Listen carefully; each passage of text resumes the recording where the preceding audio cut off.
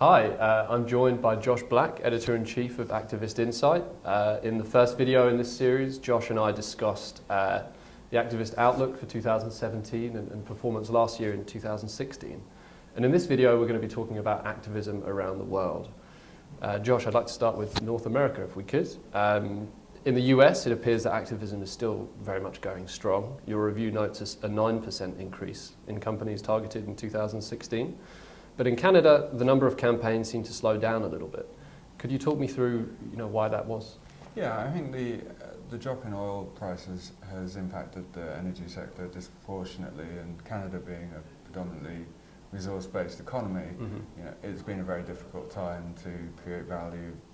If you're an activist, maybe you can get in while prices are cheap, but the outlook isn't necessarily immediately positive. So I don't know if activists are wary of Canada because they don't see the potential for a major pickup recently. There has been some activity related to kind of merger arbitrage. There have been kind of proxy fights relating to management versus shareholders, or management versus other management. You can't rule anything out, but generally that market is a lot slower than the US. And the US has seen a little bit of a slowdown as well, particularly among the funds that are kind of dedicated to activism, as opposed to just occasionally employing it. Sure. But it's a much bigger pool of companies and a much bigger pool of activists. So. Okay, and you note in your review that activism has increased in Europe and Asia as well.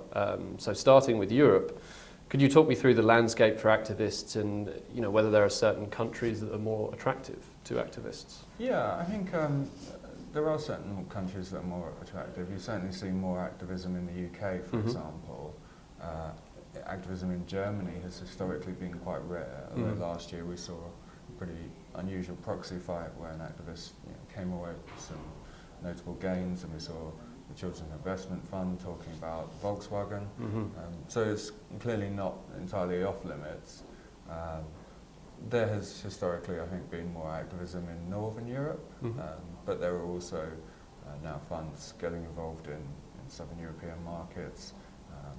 France seems to have seen an uptick, and Italy as well has seen investors become aware of the opportunities and the legal advantages that they maybe have there. And then, looking at Asia, something that sort of really surprised me looking at your review was that there were more companies targeted in Japan, Singapore and Hong Kong than there were in France, Germany and Italy, which I thought was kind of interesting. And so I was wondering what's happening in these large Asian markets to invest, to attract activists. Yeah, so I think there's been a big push in Asian markets to improve corporate governance. Generally, in Japan, that's been very explicit with with Abenomics. In South Korea, it's become a bigger issue as a result of an activist situation from a few years ago. In kind of Singapore and Hong Kong, these are markets with lots of different investors and capital flows, and I think there are activists that come in and out of the stocks and maybe pushing for changes that you wouldn't get so much in mainland China, for example. Sure. And so you think this is perhaps maybe the beginning of a trend of sort of activists being more active out there rather than perhaps an aberration? Yeah, no, I think the trend is definitely towards more activism in Asia.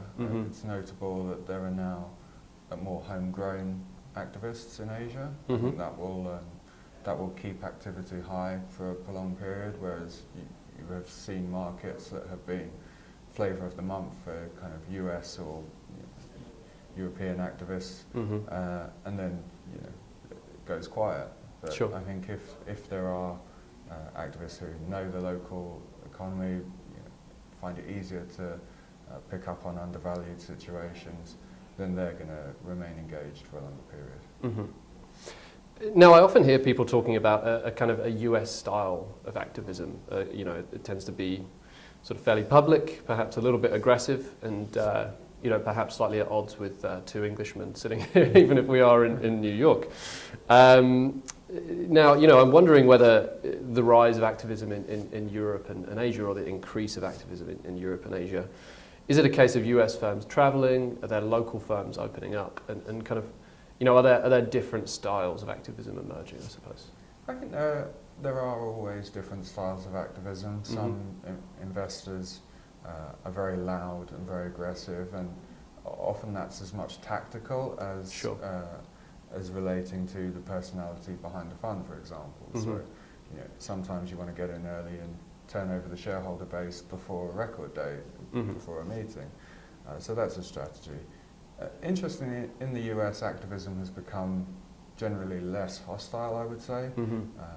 Activists have sufficient clout that they can secure meetings with management teams, talk to large institutional investors, and make their case without using the media as much as they did in years past. And that's really been exported in the last few years in Europe and Asia.